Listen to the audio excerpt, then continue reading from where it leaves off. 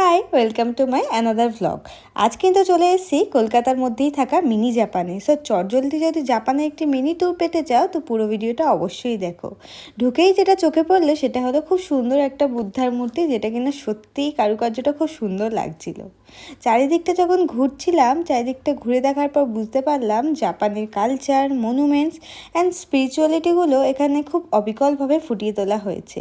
আর তার সাথে পরন্ত বিকেলের ফুরফুরে হাওয়া, সূর্যের আলো, এক্সপিরিয়েন্সটা কিন্তু বেশ দারুণ লাগছিল।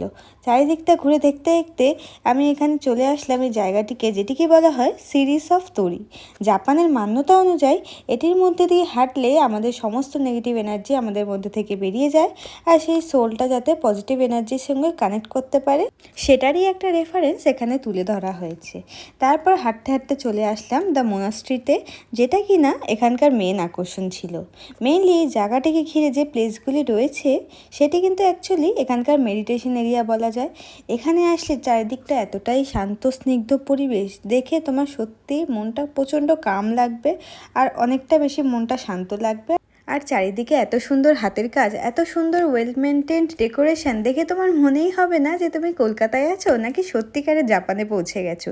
চারিদিকটা এতটাই সুন্দরভাবে সাজানো গোছানো। আর লাস্টলি দেখতে পেলাম এই কিছু স্মল বুদ্ধাস, এরাই নাকি রাতে জীবন্ত হয়ে এই জায়গাটিকে দেখাশোনা করে। সো আজকের মতো এখানেই এন্ড করছি, টাটা।